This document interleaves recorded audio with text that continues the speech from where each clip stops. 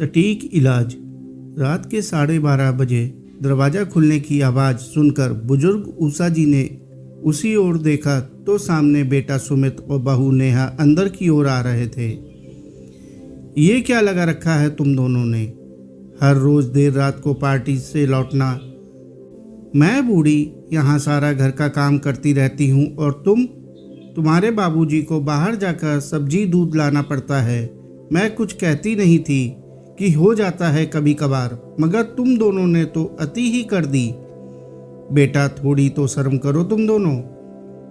सुमित ने पहले तो घूर कर माँ को देखा, फिर अपनी पत्नी की ओर, जिसका चेहरा गुस्से से तमतमाया हुआ लग रहा था। सुबह बात करते हैं माँ। इतना कहकर सुमित पत्नी नेहा को लेकर अपने कमरे में चला गया और बंद कमरे में कपड़े बदलते हुए अंदर से आवाज़ें आ रही थीं।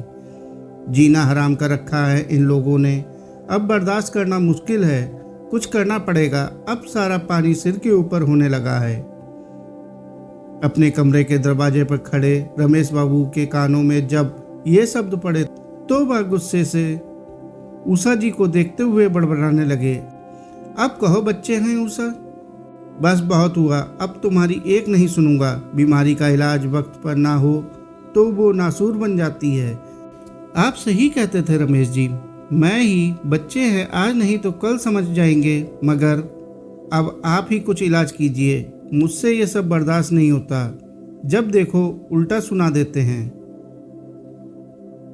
आप तो डॉक्टर हैं, क्या इस बीमारी का इलाज है आपके पास? इलाज तो था, मगर अब तक तुमने मेरे हाथ बांध रखे थे। खैर, कल ही इस बीमारी का इलाज हो जाएगा। बस तुम पिघलना मत। अगर स्वाभिमान और सम्मान से अपनी आखिरी सांसें लेना चाहती हो तो मेरे निर्णय में साथ रहना। रमेश बाबू कुर्सी पर बैठे सुबह होने का इंतजार करने लगे। सुबह होते ही रमेश बाबू ने बेटे सुमित और बहू नेहा को कमरे में आने का आदेश दिया। जैसे ही दोनों रमेश बाबू के कमरे में पहुंचे तो रमेश बाबू ने उषा से कहा कि वो कोर्ट वाले पेपर निकाल लाए। पेपर्स? कैसे पेपर्स माँ? सुमित ने पूछा तो वहीं नेहा ने तीखे लहजे में कहा, मुझे जिम जाने में देर हो रही है, जो कहना हो जल्दी कहिए, बस जरा सा वक्त बेटा। रमेश बाबू उठे और स्वयं ही लाकर से पेपर निकालते हुए बोले और फिर कुर्सी पर बैठकर चश्मा लगाकर पढ़ने लगे। ये कोर्ट के एग्रीमेंट पेपर हैं सुमित। तुझे याद होगा तेरे 18वें जन्मदिन पर जब तूने सबसे महंगी वाली बाइक मांगी थी, तब मैंने तुझसे ये पेपर साइन करवाए थे और तूने मुस्कुराते हुए सहमति जताई थी। क्या है इन पेपर्स में? नेहा एकदम से सक्रिय हो उठी, जबकि सुमित अभी तो सोच में ही था। इसमें लिखा है कि आजीवन सुमित को अपने माँ बाप की देखभाल पूरे प्यार और सम्मान के साथ और ज़रूरत अनुसार हमारी सेवा इसी घर में रहते हुए करनी होगी, और शादी के बाद उसकी पत्नी को भी। और अगर किसी भी परिस्थिति में वह या उसकी पत्नी अपने इस फर्ज से मुंह मोड़ते हैं तो हमारी संपत्ति पर उनका कोई अधिकार नहीं रह जाएगा।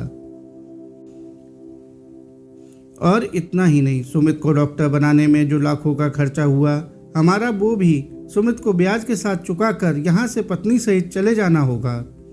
इतना पढ़कर रमेश बाबू ने पेपर की फोटोकॉपी नेहा के हाथों में थमा दी और कहा, बेटा अभी जिम जाने में देरी हो रही थी ना तुम्हें, तो हो आओ जिम, फिर आराम से पढ़ लेना। नेहा के तो जैसे होश ही उड़ गए। मगर पापा जी, माँ जी, आप हमारे साथ ऐसा कैसे कर सकते हैं? मेरा मतलब हम कैसे इतना पैसा, और हम कहाँ जाएंगे? सुमित थोड़ा हकलाते हुए बोला। क्यों?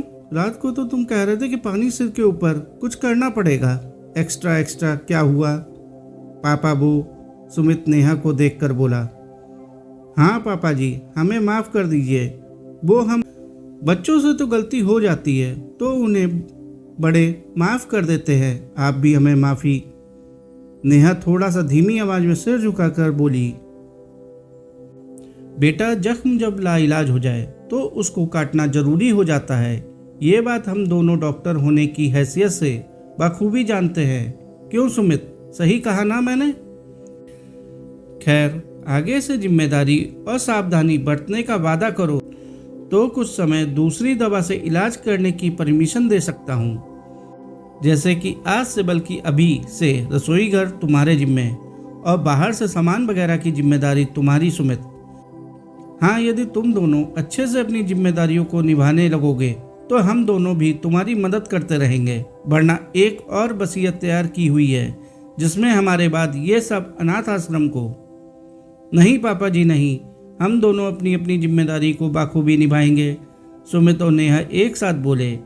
ठीक है तो शुरू हो जाओ, रमेश बाबू ने जैसे ही कहा नेहा तुरंत रसोई घर की ओर नाश्ता बनाने के लिए दौड़ी, तो वहीं सुमित थैला लिए दूध लाने। रमेश बाबू जहां बूहों को हिलाकर मुस्कुराते हुए उषा की ओर देख रहे थे, वहीं उषा जी भी मुस्कुराने लगी थीं। आखिर देर से ही सही आज उन्हें बीमारी का सटीक इलाज जो मिल गया था। साथियों, आपको यह कहानी कैसी लगी कमेंट करके जरूर बताएं। कहानी अच्छी लगी हो तो कहानी को लाइक और चैनल को सब्सक्राइब कर लें। धन्यवाद।